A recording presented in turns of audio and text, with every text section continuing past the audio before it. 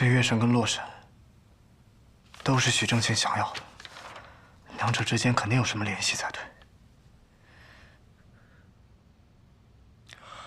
是啊，月神、洛神这俩大神真够神的。相传他是春秋时期的宝玉打磨成的，之后又由宫廷大将改成了吊坠，后来在抗日战争的时候丢失的。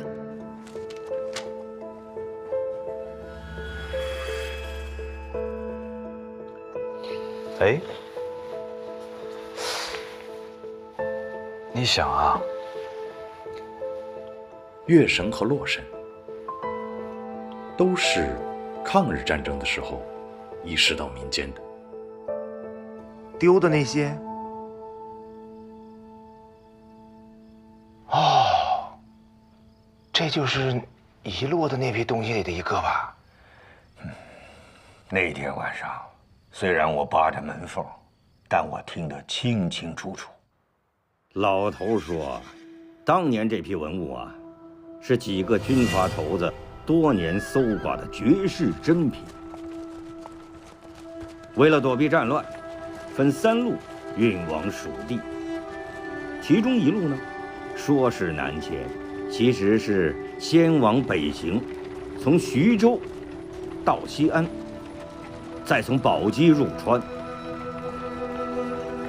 原计划是这样，可是当年时局动乱，去往蜀地又路途遥远，大部队的行进路线不得不时常改变。其中一支几十人的队伍与大部队走散了。这一队中，既有国民党军官，又有管理文物的学者，还有一些专门用来应对沿途毛贼山匪的江湖人士。我师公庄鹤亭就在其中。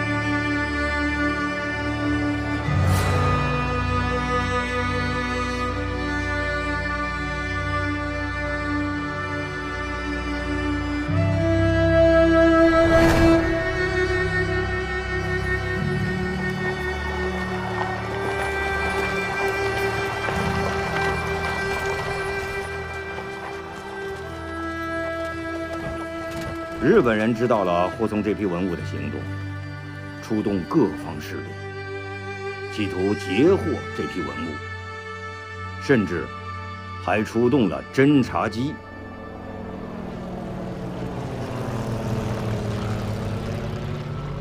队伍行踪暴露了，继续带着这批文物是无法突破封锁的。为了不让文物落到日寇手中，领队的军官决定将文物藏到一处天然的洞穴里，让文物专家在月神和洛神上做了位置的标记，以便在战争结束以后能够找回山洞里的其他文物。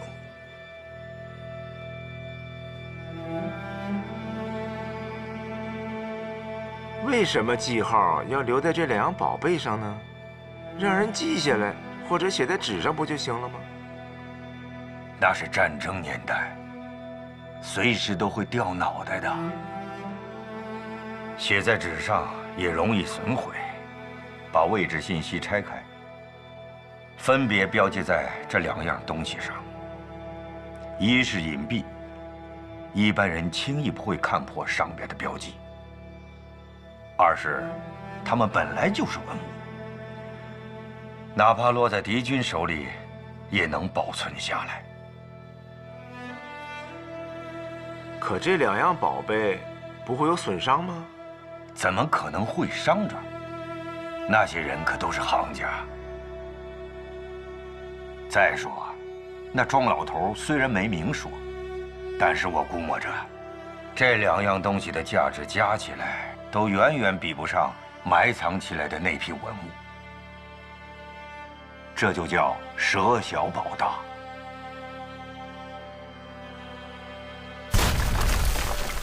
之后炸塌洞口，将文物隐藏。出于安全和保密的考虑，军官决定，这2样东西由2队人分别带走。月神交给了一位文物专家，洛神便交给了庄鹤亭，并叮嘱他们突围后在约定的地点见面。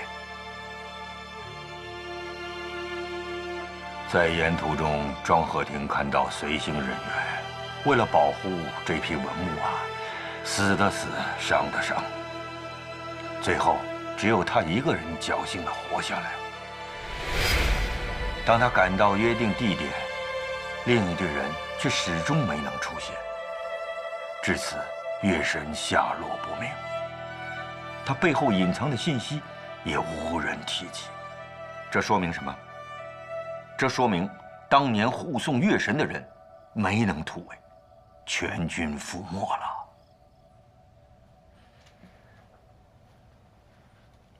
仪式，你说这个数字会不会是位置的是位置坐标啊？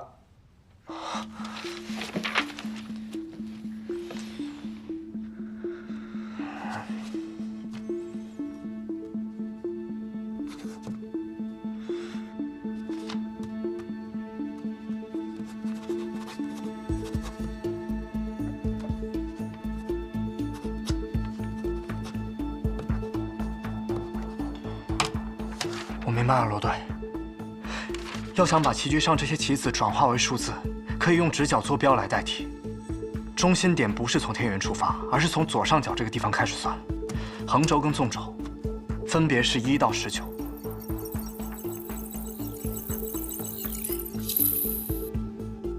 而这4颗多出来的棋子分别就是24、28、33和38。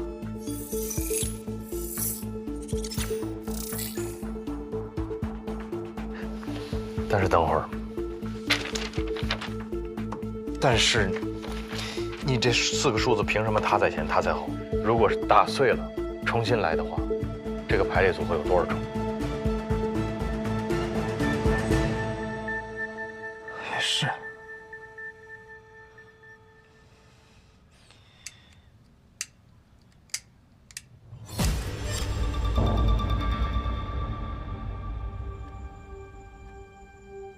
顺序搞错了。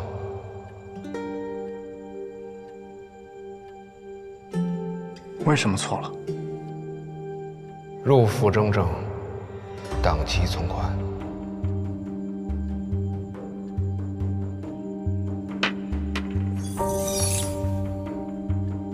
能屈则屈，可立则立。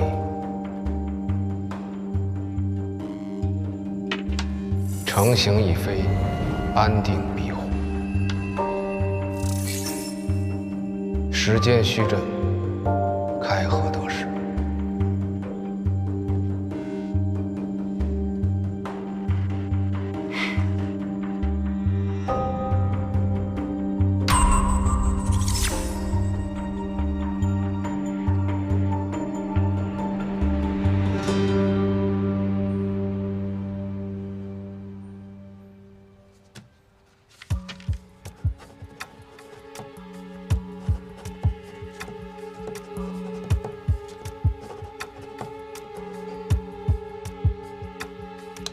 想出来了啊！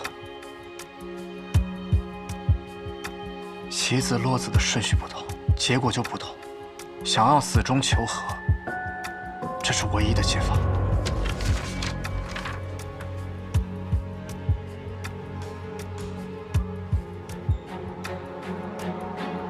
文杰，月神之泪上的数字和你现在算出来的数字合在一起，会不会就是经度和纬度？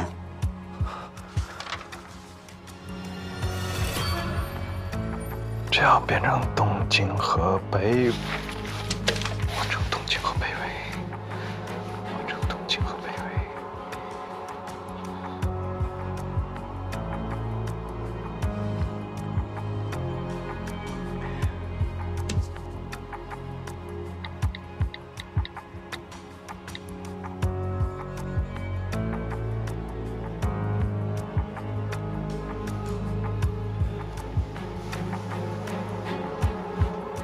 冷湖镇，雅丹魔鬼场。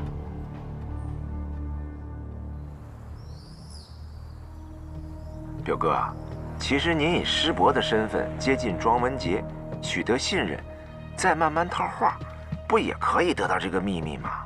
干嘛这么费劲啊？哎，你想的太简单了。庄文杰他爸庄耀柏是因为洛神而死的。我贸然出现，再拿出和他爸一起失踪的洛神图，我怎么解释得清楚呢？一旦他怀疑我的身份和目的，有了闪失，他再学他爸接着糊弄我，我这辈子就再也别想得到这个秘密了。哦，我明白了，只有这么做，才能让庄文杰主动说出这个秘密。是啊，老天爷帮我呀！阴差阳错，他庄文杰撞枪口上了。红姐他们的行动，不光让我除掉了多年的对手，还让我顺利地接近了他。哎，租车公司吗？不是下午3点到吗？怎么没见车影呢？不好意思啊，我们这个司机啊是个新手，他应该快到了，您稍等。这什么人呢？这没到无人区，人就不见了。抱歉，您稍等啊，应该快到了。快！嘿嘿，二老板到哪儿啊？没车咱也有骆驼。去！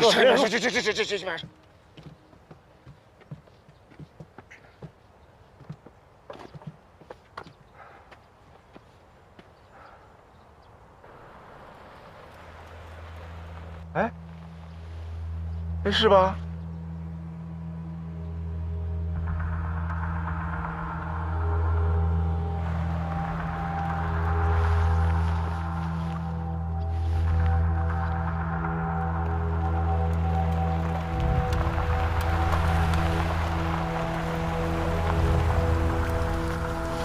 行，赶紧装车吧。啊。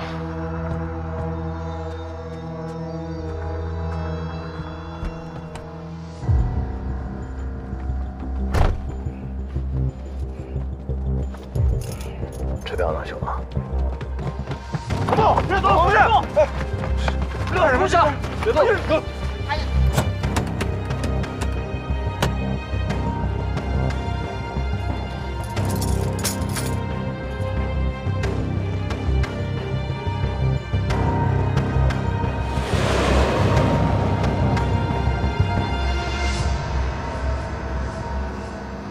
我们根据庄文杰提供的线索啊，成功的抓获了洛神案、廖德同金库被盗案，还有月神之泪盗窃案的主谋许正清。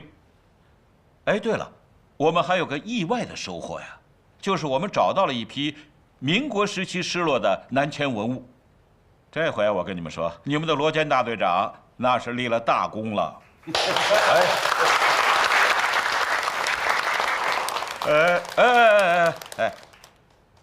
我们也得感谢省厅的苏英同志，还有其他同事的鼎力相助。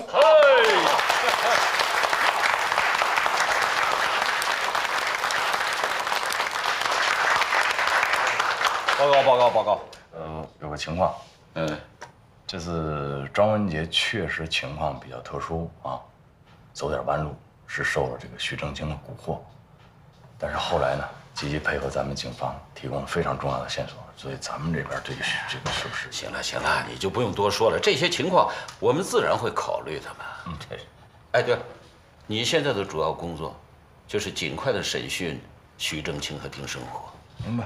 看看他们身上还有没有其他的案子。好，啊。苏队长，这回怎么换成你了？这几天你们频繁的提审我，又问不出什么新问题，不累吗？许正清已经落网了。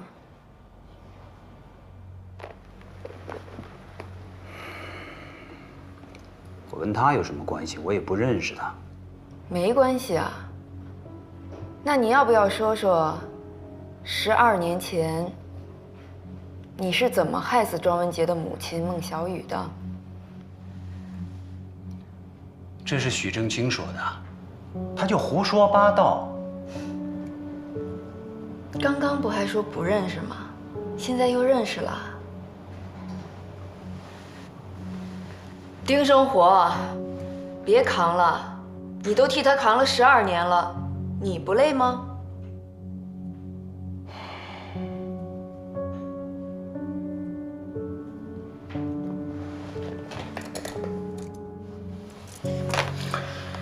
老队长，既然你抓到了我没什么可说的。你们所掌握的证据，我都认，包括谋杀庄文杰未遂。没了，能就这么点事儿吗？那我倒要看看，你还给我安上什么罪？有个餐厅你去过吗？叫老味道餐厅，改名了。12年前，这家餐厅叫好味道。也就是2007年6月9号下午3点11，你去没去过这家好味道餐厅？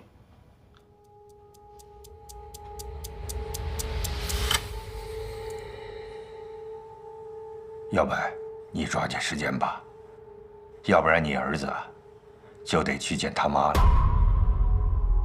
在张文杰学校附近的餐馆里，许正清用从他们家顺来的那张照片威胁庄耀白，他们还是人吗？说是要对他儿子下手。庄耀白和姓许的发了火，但是他害怕庄文杰再出什么事儿，最后还是答应去偷洛神。许正清没有直接参与你们的行动，他永远都躲在我们后面最安全的地方，怂恿我们去冒险，说在后面接应。小雨，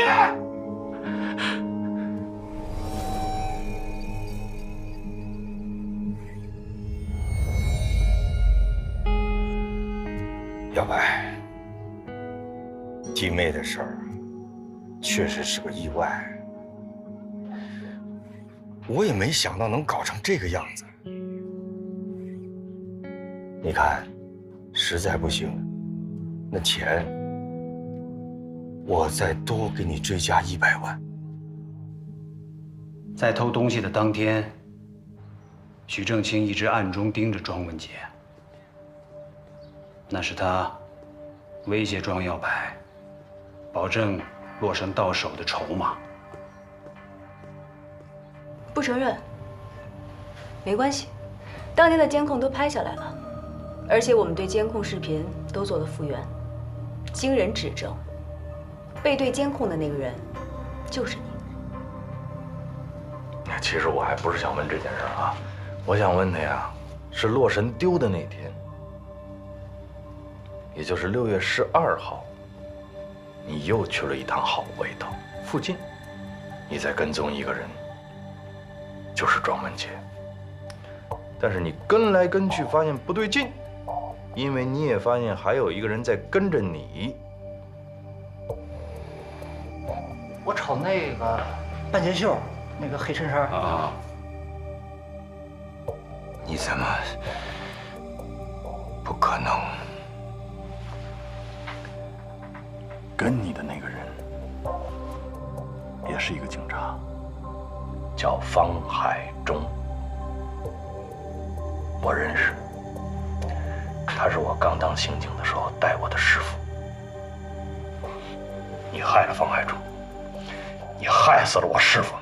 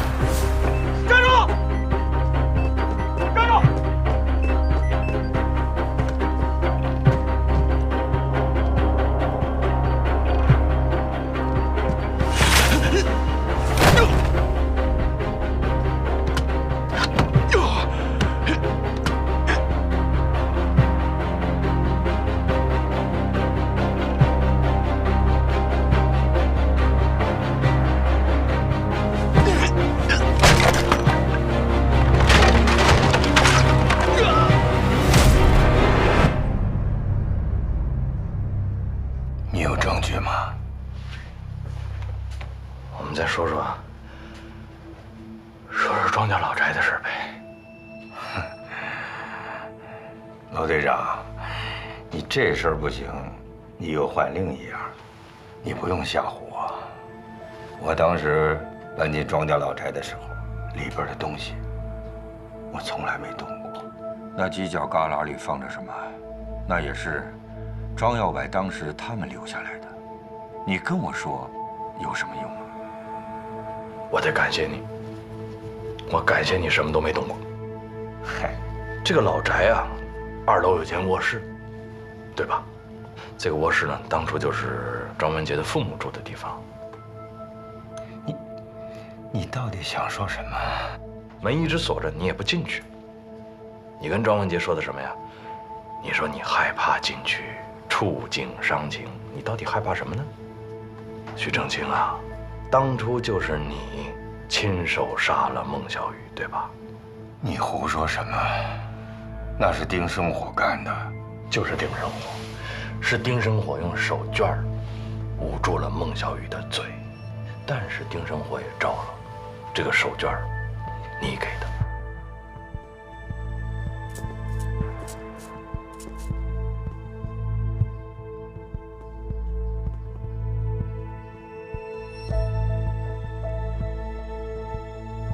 这个就是从2楼卧室找到的。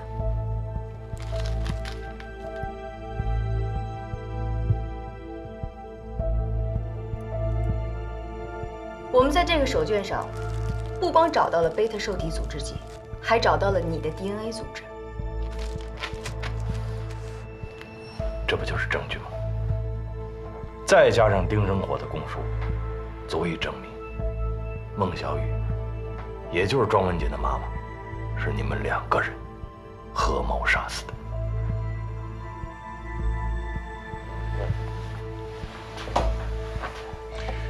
如果这些还不够，那你再跟我聊聊12年前庄文杰的父亲庄耀柏是怎么死的。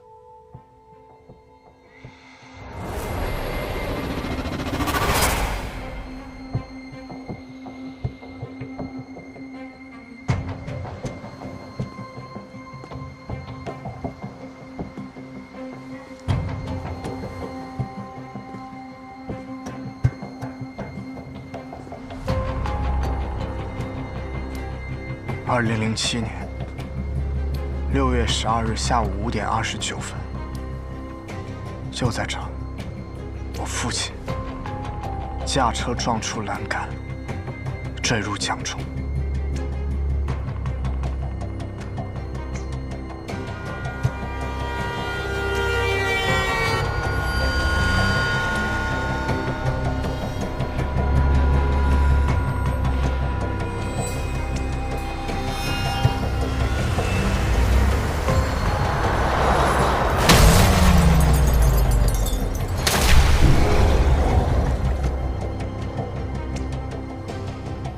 对于那起意外，我也很遗憾。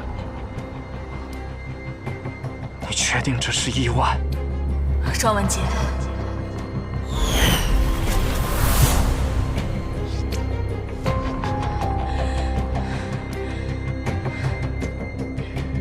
别想着替你爸报仇了，没有用的。报仇？你是说我爸不是因为意外死的，他是因……他说我爸是被害死的，你怎么解释？我逼他去偷洛神，间接发生了那场意外。要说害死他，也说得通。说得通吗？我查了12年前洛神的卷宗，不对劲的。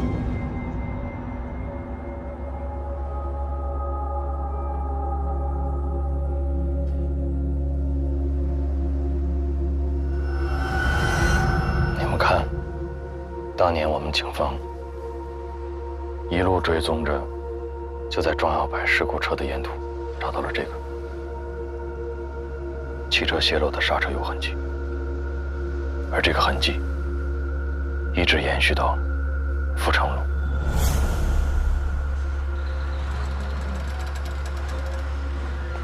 很可惜，我父亲开的车，整个车头在江中被撞毁，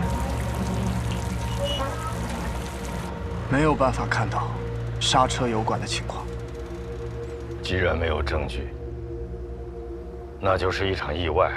谁告诉你没有证据就是意外？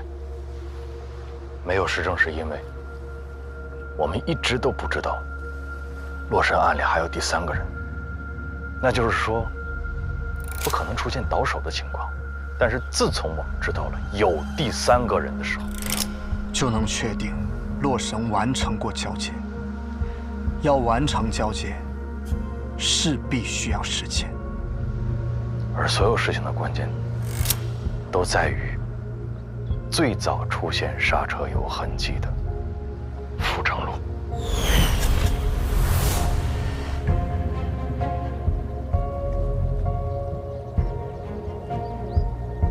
我还是那句老话，这儿没有摄像头，你拿什么证明刹车漏油跟我有关呢？你还嘴硬是吧？这条路上是没有监控探头，但是不代表这条路的南北口两端没有摄像头。我查了，根据庄耀柏的车进出这条路的时间，根据他的车速，能算出来，庄耀柏的车在这个位置至少停留了2分钟。在这2分钟里，洛神被转移，刹车油管遭到破坏。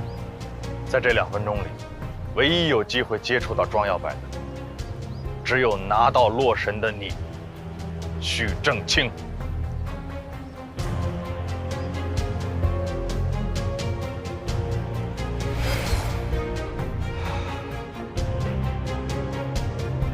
所以，12年前，庄耀柏到底是怎么死的？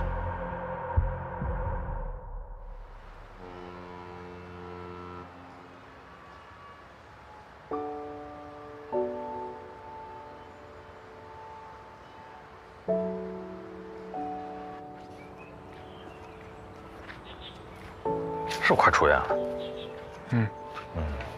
还是年轻啊，身体素质好，恢复得快。哎，你们那个同学那个小林没过来看看你？你们俩进展怎么样？没什么进展。抓紧啊！说说小孙吧，他帮你搞的这个黑客技术这件事儿，我们已经严肃地批评过他了啊。能耐还得用到正道上。陆队，你们的案子进展的怎么样了？许正清全招了，不光招了12年前洛神案的事情，而且还供认了害死你父亲的事实。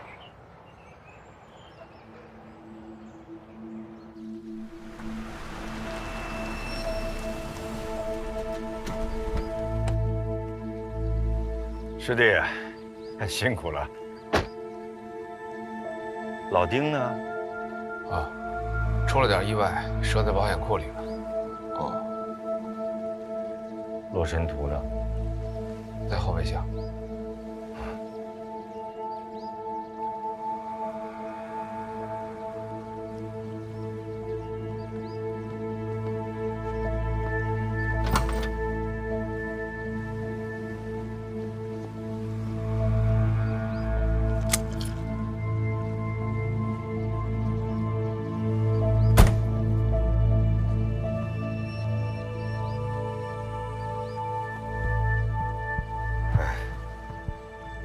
兄弟厉害啊！一出手就马到成功啊！这份情我会记着的。啊，以后呢，我只希望你离我和我家人越远越好。啊，这当然，我说话算数。这样回你。哇，你再帮我个忙。这车呢，你得开到这个临江路71号去，那是个旧的停车场，这车得在那儿毁掉。我都安排好了，你开去就行了。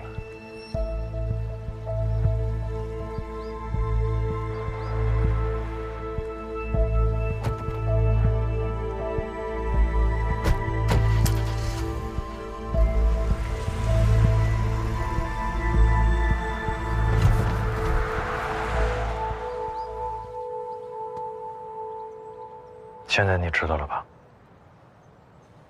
你父亲真的已经离开了。我知道，但我还是不明白，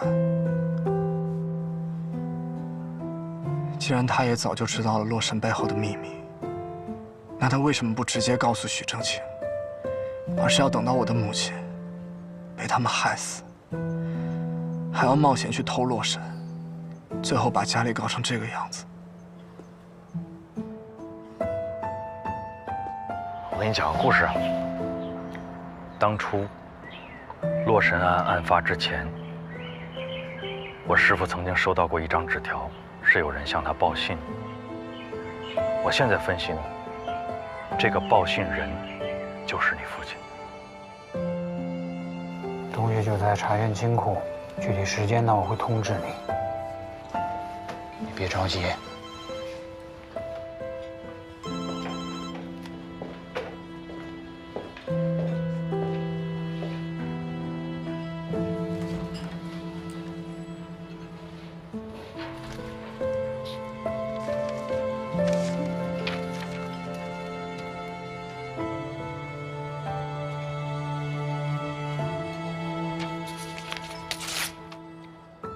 我师父是警察，你父亲是跟我师父完全不一样的立场，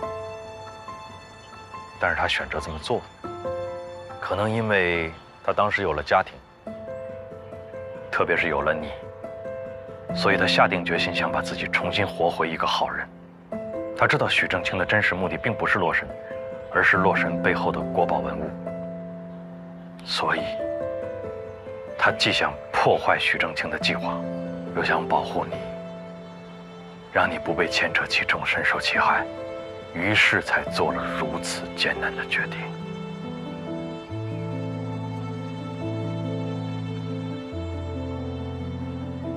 别纠结这些事儿了，都过去了。斯人已去，活着的人生活还得继续。你还年轻，得往前看，所以我也该从你的生活当中消失了。你出院的时候，我就不在了。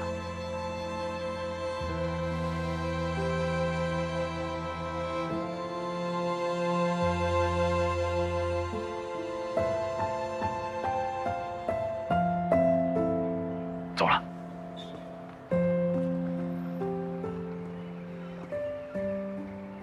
你父亲曾经一直想堂堂正正地站在阳光里，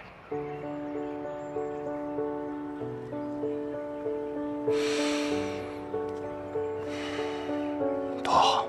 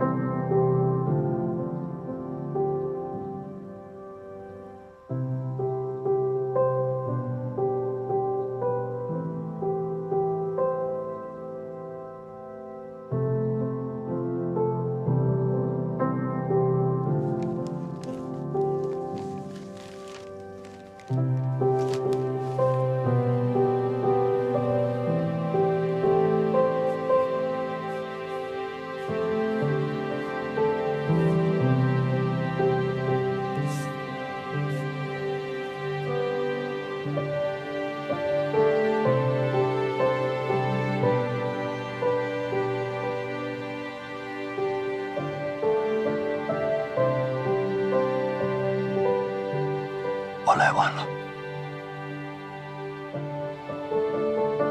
对不起。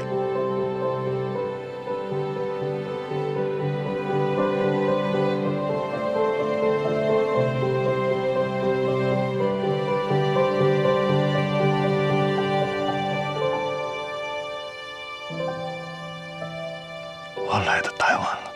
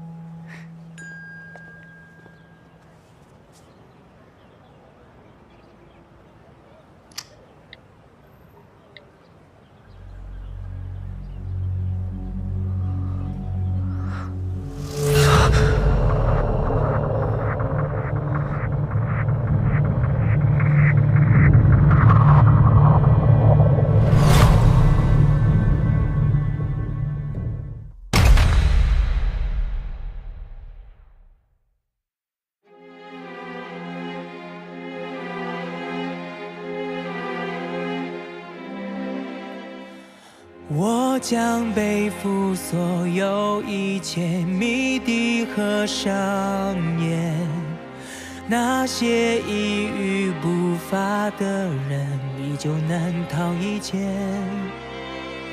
躲藏不进秋日的窗，避不开谎言。